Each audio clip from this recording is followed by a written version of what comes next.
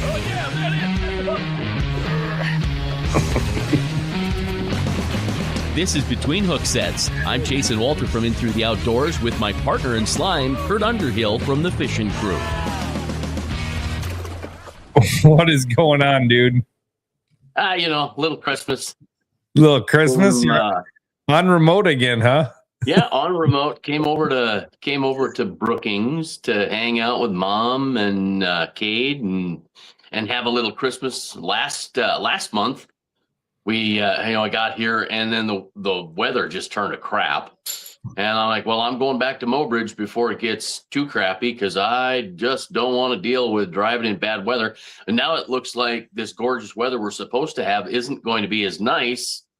And then I'm going to drive into a 35-mile-an-hour wind. So I think I'll leave my wheelhouse here and just go back with my portable and hit the ice on Oahe. I'm amazed now that I live out there and actually live on the lake or the river. I can't believe that it's locked up in Mobridge from one end to the other. And then it's wide open at Whitlock. Merry Christmas, Dustin. Yeah, Merry Christmas. No doubt there. Miss you. Yeah, I'm just Merry Christmas, Uncle Lou. Yeah, Uncle Lou, how do you do? Merry Christmas to you. I'm just floored, but like you said, you can be in a bay somewhere down by you in Spring Creek, Cow Creek, whatever it happens to be, and then you go out and it's wide open. So that's the weird and the scary thing altogether. But there's so many portables on the ice around Mobridge. Time for me to go fishing. I haven't fished for a couple months. It's driving me crazy, and then I wind up, I wrap up the whole open water season at walleye 7, me 0, and that hurt. But the more guys I talk to, the more that have said it's just been Merry Christmas. It's just been a bitch, Yeah. And I talk to guys in Mobridge at the cafe or wherever I happen to be, and they'll talk about sitting there watching these walleye come up, and they'll come up and they'll look and they'll just leave. And so I don't know. I don't know. I hope we get some gamies on and find out, is the system that healthy with it? I mean, they've got forage, they've got the food, they've got everything they need. They don't need to bite a dangling spoon that's making noise with a head on the bottom of it. I think we're going to have to get creative this year. Maybe, I don't know. But and I was talking to some guys. It'll be really interesting to see what the river fishing brings this year, right? Yeah. So the gizzard shad are not supposed to winter, right? They're supposed to die off. And, it's supposed to be, they're supposed to die off. Well, I don't think they died off last winter because it never really locked up for too very long. Right. And if they die off, does that mean, because I've seen them like a couple years ago, we're getting comments like crazy. Dustin said we can come over to Webster and get on fish. He'll help us. We'll do that, buddy. Merry Christmas, Bryce. 70 degrees. Put the boat away a little too early. Yeah. Merry Christmas, Dana. My goodness. But was that Dana Carlson? Is she paying attention? She must be. I'll be done. You know what, Dana? I'm sorry I haven't seen your posts for a couple of months. I don't know what happened, why you fell out of my feed or whatever, but you're always good for something. I love watching you. It's just a ton of fun. I'm glad you're hanging out tonight, and Merry Christmas to you all, by the way. Thanks for taking a little time away from the family or whatever you're doing on Christmas Eve and hanging out. If you've got smart ass comments or you got something to say, go ahead and say it, because we're all ears and eyes tonight, no doubt. Yeah. But yeah, so like a couple years ago when it did freeze hard down here, we were fishing out right off of the Bokaboji Point, and you'd look down your hole and you just see like zombie fish. Really? Like the gizzard shad would just be like so slow under. You could watch them in an 8-inch ice hole. You could watch them for probably 10 to 15 seconds. Right. Because they just swam so slow through that hole. Well, if they die off, is that going to give an abundance of bait where the fish don't even really need to work for bait? That's kind of what that's where I'm at, and I don't know that much. It's just common sense says that's probably the deal. So it might be a harder bite for walleyes in Lake Oahe, 100%. But that's not a bad thing, right? I mean, they get beat up. Maybe they need a little break. At this point, really, if you think about how good fishing's been, for a lot of people the last couple of years, it's been great. The only complaint that I have is there were too many people taking 11, 12, 13-inch walleye out of the system. That to me, that hurt more than taking the big ones out of Lake Oahe. I just don't like seeing that, because the little fish are going to grow up to be the next catch, right? I mean, whether it's the next catch for a legitimate limit. And when I say that, I'm talking 15, 16, 17. These little ones, anything under 15, I'm sorry, it's just not. I get it when you're one fish down and you want your limit, you want to wrap it up and you catch that 14, and the 14s on Oahe have been, I mean, they look like a 15. They're chunky. Yeah. They're just short, but and then you see that report from Erie, the gizzard shad and everything out there having that perfect storm. You got all those short, fat walleye, where they're coming, you got the 10 pounders that are 28 inches, or you got the 12 pounder that's 28, 29 inches, or you look at the guy that won the walleye slam in the fall brawl. What was 11 and a half pounds, and they were 20, it was 29 and a half. And that should have been all of 30 and a half, 31, whatever. And here again, does it really matter? Because these fish are fabulous. Yeah, they're healthy. They're healthy fish, which is great. Old Sean Graham's, Merry Christmas to you, buddy. I don't think you'll be seeing us over east this coming weekend. I don't have any plans to go. Got a lot of stuff. Yeah. So. Yeah, that's a bummer. When so that's the NPAA conference. When is that? Is that next weekend? Yeah, January 5th weekend. Oh yeah, that sucks. I'd really like to go to that, because they're in Bloomington, right? Yeah, they're in the cities. Yep. Yeah. So here we are.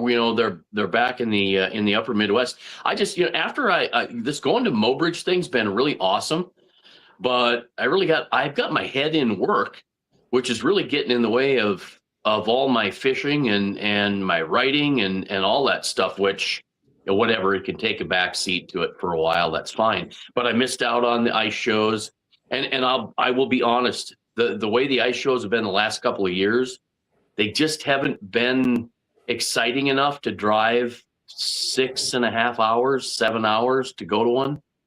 The only thing that would make it worthwhile is the people, right? Because I miss seeing Brian Brosdahl and Heather, and I run into Dana every once in a while. I don't even think she sees me at these things, and I always wave, but she's busy. Whatever. Next time I see her in person, though, I'm gonna stop her and give her some shit. But I like to call her Minnesota's Bass sweetheart. She's a good gal. She's a ton of fun. She raises those girls of hers on her own, and she heads south. And I think she's been down south doing the bass thing already. And that's, I mean, my hat's off to you, Dana. You're doing a great job. There's a lot of people doing good stuff out there. It's a lot of fun watching. TJ Erickson and Brett Blumendahl and Tom Boley and all these guys. It's fun to watch them, and some of these guys are doing it right. They're really doing it right, and I'm excited to see how the fishing crew looks here. You're working on a bunch of stuff that's going to change. Released the schedule this last week. Email will be going out soon. Registration is at New Year's on midnight on New Year's. So don't miss out on that. The Gov Cup is going to fill fast, I got a feeling, and hope they all fill fast. Big schedule. We're going to have an ice event in Devils Lake, North Dakota, the first weekend of March. Little unique there. We're going to do 50 snow bears, 4-man teams. And then we're going to do a 52 people open event in like portables or hard shacks or whatever. So we'll have 400 anglers hopefully hitting the ice and out of Devil's Lake, out of Woodlands, out of the new shores. If you've not seen it, it's we got to tour it. Ooh.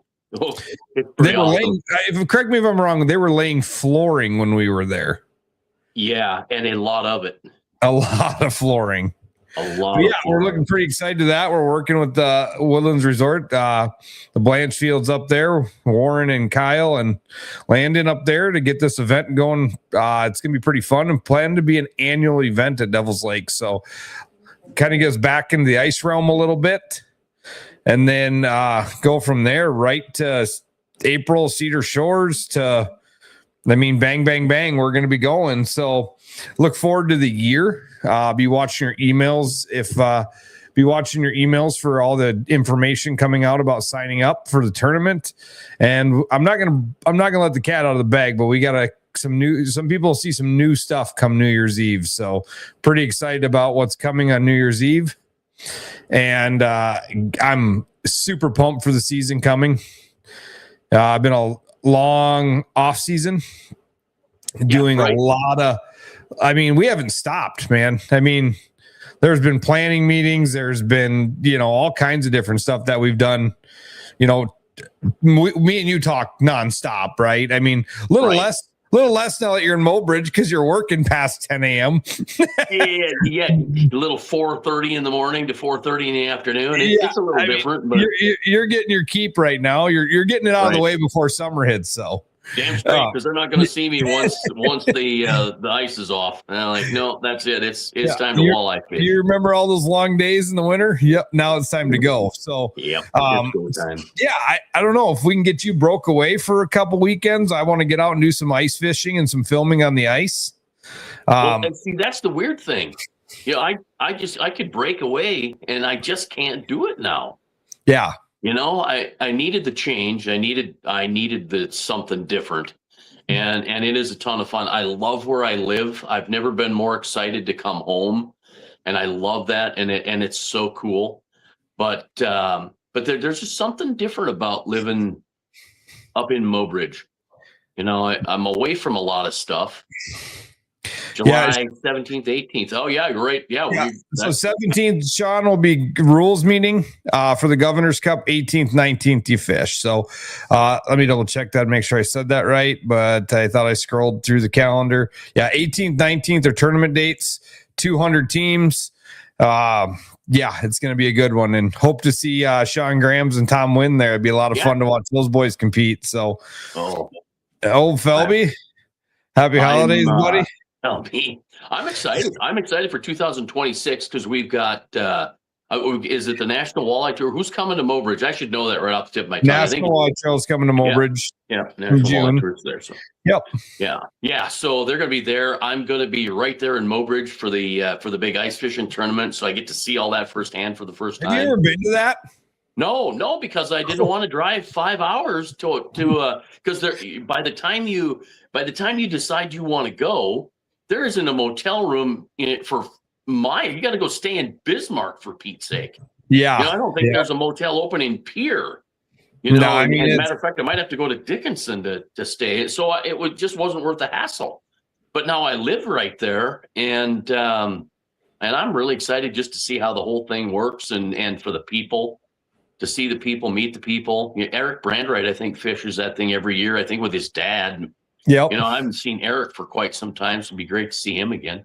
Merry Christmas, Sheldon. Sheldon will probably be there for Mobridge Ice Tournament. He usually is. Yeah. Usually passing out some Cloverdale and driving around in his snow bear. So I thought I was going to see Sheldon up in Bismarck, and I was going to go to Shields Ice Fest. He was up there, and then wouldn't you know it, work called, and a gal took time off, and guess who had to work on Saturday?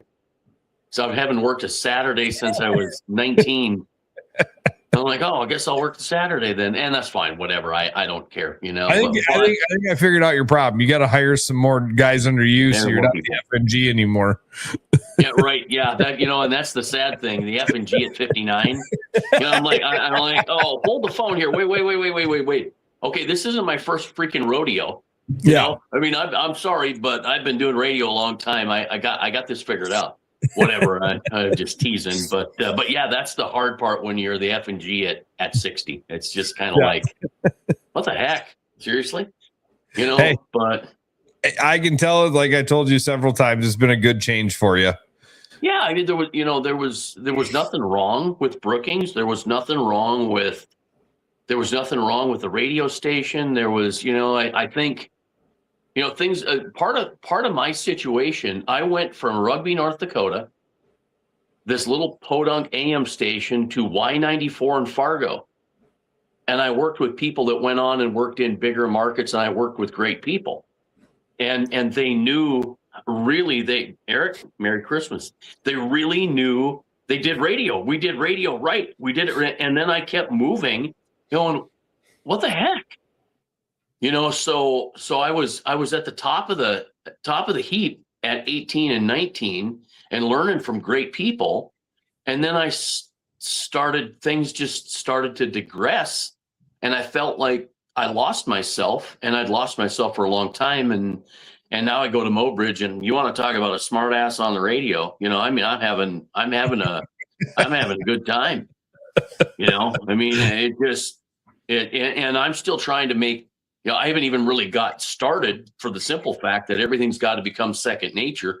Everything I'm using in Mobridge is 100% different than I've used since I was 14, right? So I got a lot of learning to do. And once that becomes second nature, then it's going to be a ton of fun.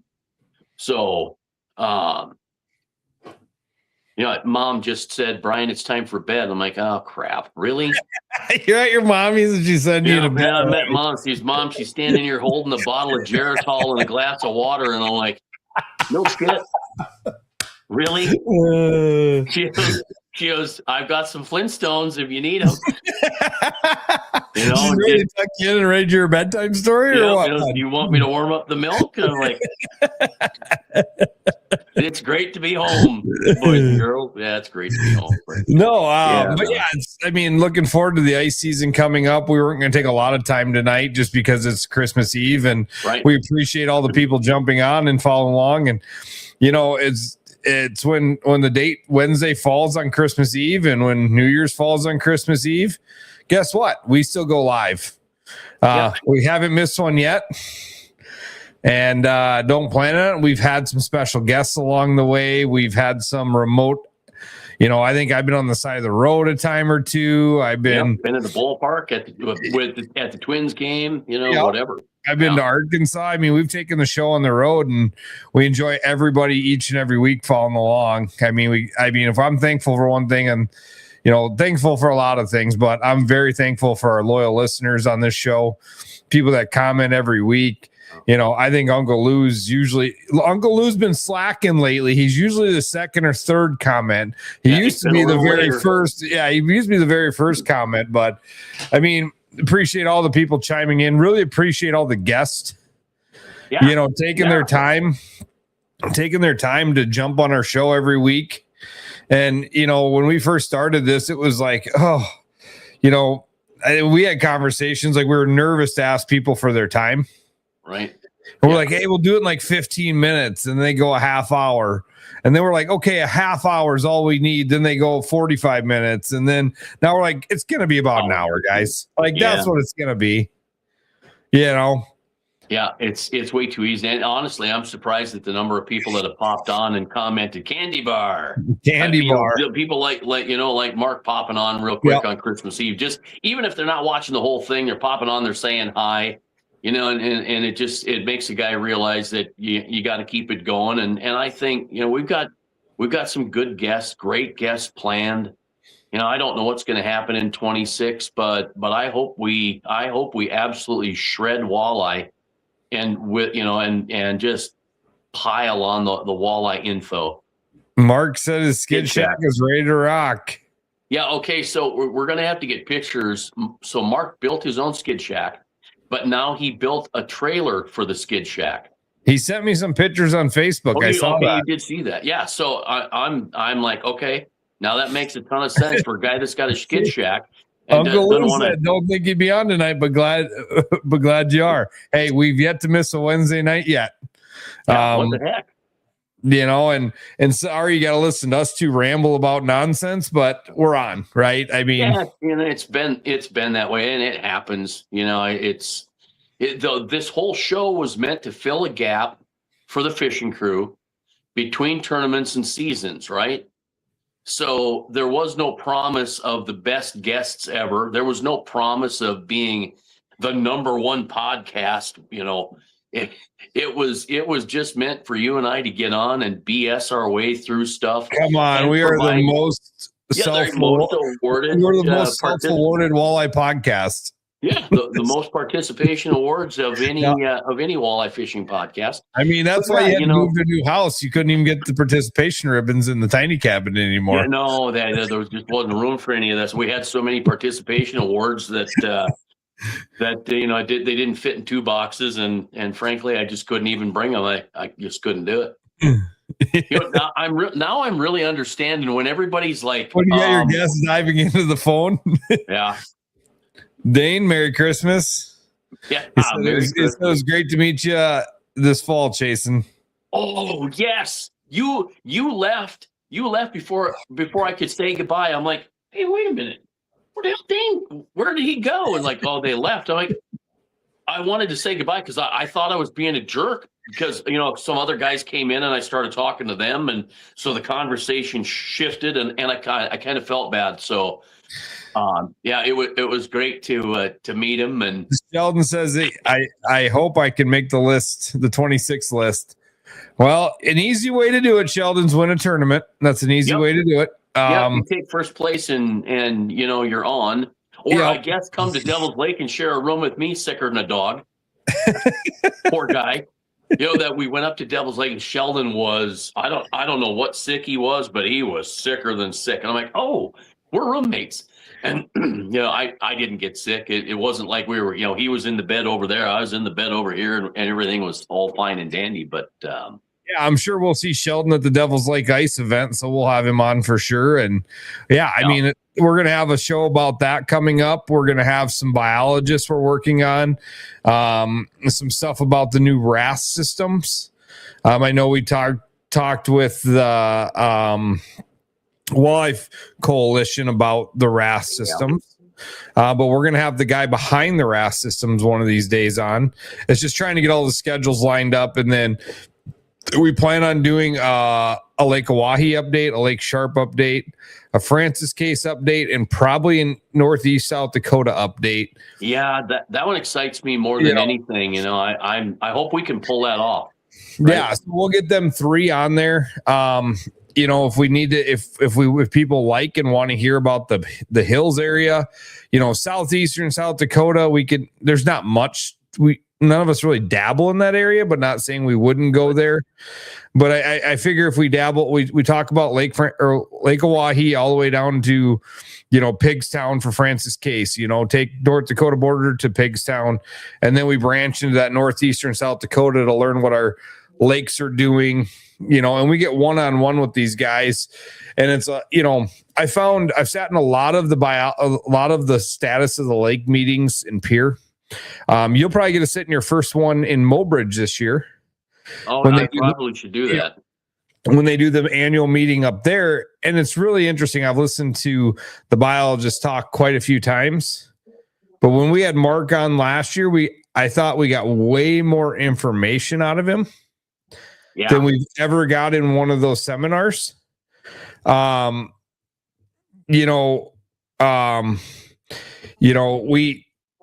We just learned so much, and it was like he was more comfortable. And I don't know if it's because he wasn't worried about like 30,000 questions coming his way from an open forum.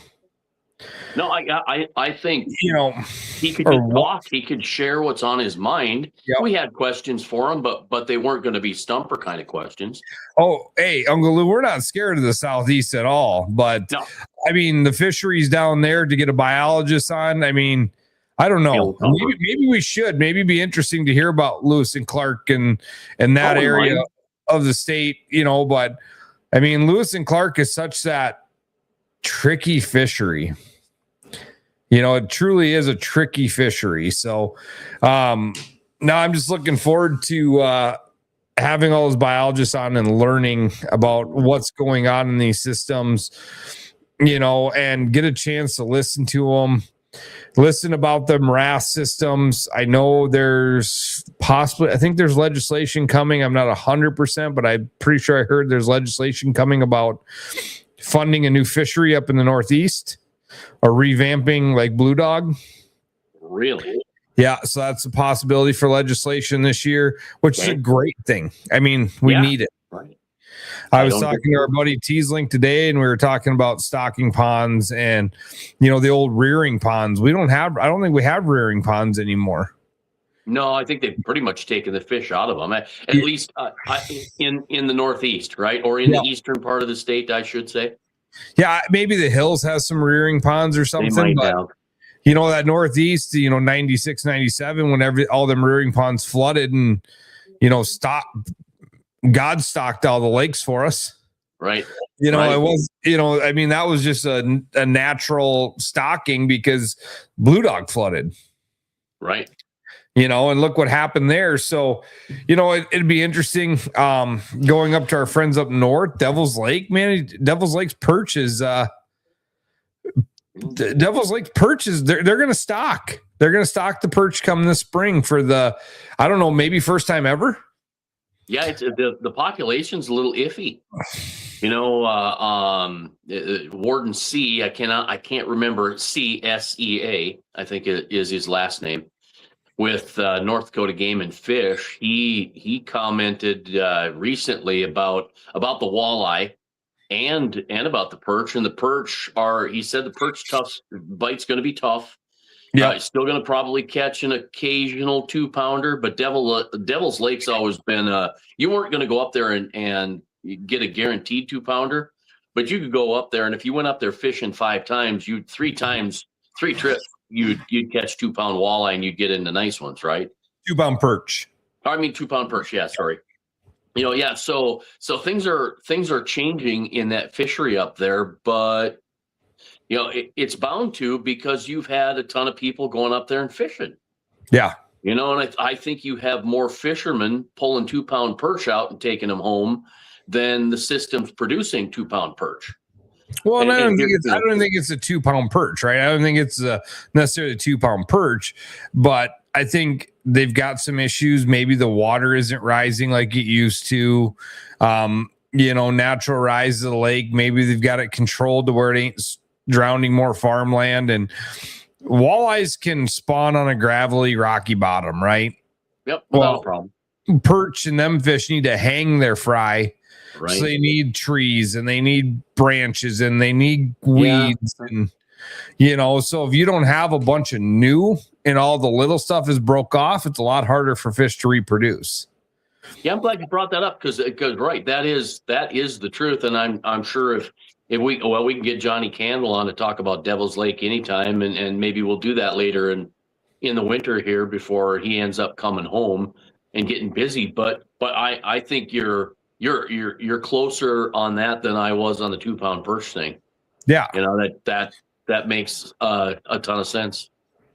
Yeah. If you got to have numbers to grow big ones, right? Yep. I mean, not every perch is designed to be at 2 pounds, right? I mean, it's just like not every human's designed to be 6 foot, 185 pounds, right? I mean, it's all shapes and sizes out there, so genetics comes into play. And it's funny when you look at a family that everybody's 5'10", and all of a sudden you got the son that's 6'2", and they don't know where it came from, right? I mean, you have those. It's that's why the genetics matter, and that's why stocking more fish matters. I think we're all about stocking on this show. I think we've proven that over and over and over. I'm never going to say not stock. Like, they told us Lake Oahe, like that for years. They told us it wouldn't make a difference. It's too many acres. We can't put enough fish in. Well, 4 or 5 years into it, guess what? They're saying different story. So I don't think we know unless we try it. Every little bit helps, man. Every little bit helps. So, I mean, looking forward to hearing about that stuff. this time of year we get a little slow. Me and you get a little frustrated on what we can get for guests. If anybody's got an idea, we've never really asked that, but if anybody wants to see anything or hear about a topic or anything like that, reach out to us. Shoot one of us a message and we'll see what we can do to track somebody down. And we've never really asked for that stuff. I mean, I guess our first dabble with it was when we started just rambling about pulling crankbaits, and then we got on Mark, with precision trolling. That was great. Romanek, we got Mark Romanek on. Yeah, I mean, that was great. That was a great episode. So, and guys, go back and look at our YouTube pages if you want to see something. Maybe you're a new listener, go back and look at all the old stuff. You can listen to it on Spotify, iHeartRadio, pretty much every one of our episodes are on those. So we've been doing this for, April makes 3 years, buddy. Can you believe that? I know, 3 years. I know. That's pretty crazy how time flies. The thing is, you go back to those episodes, or you go back to those between hook sets from the past, and it's not in anything you and I say, right? It's the guests we've had, and we've had everybody on. Yeah. I mean, not everybody, but we've had a lot of people on, and they've said some great stuff. There's been, Mark Finsel. Go back and watch Mark Finsel. I just ran a whole bunch of Mark Finsel on In Through the Outdoors because I went back and listened again and went, wait a minute. I forgot he said that, and that was awesome. That was paramount. That was good. So, it's certainly worth the time. And I see we've done a half an hour, which is great. And I hate to say I got to shut it off, but your mom is yelling at you. The lights are going to start flickering soon to go to bed. Yep, she's got my bedtime snack ready to roll, and the milk is warm. It's cooled down to the right temperature for you. Yeah, yes, and I've got to take my Geritol. So, Logan, Merry Christmas. Yeah, all right, man. Oh yeah, Merry Christmas. Hey, you miss Logan. You miss Drew. Drew, look at that. Yeah, that's awesome. I'm so glad everybody popped on, even if it was just for a quick second or two. We got great guest ideas coming up. I just hope I can connect with half of the ones that I've got written down, because I think they'll be a ton of fun. We haven't had everybody on, but we've had a great list of guests, and they've been awesome people. And let's see if we can't dig into walleye here and get this stuff figured out. So Phelby said he's available most weeks for a cameo. Perfect. I love it. All right, Merry Christmas to you and your family. Merry Christmas to our listeners, and guys, thanks for joining us each and every week. Yeah, you know what? Hold on, because I gotta go up here to I gotta find this thing right here. All right, here we go.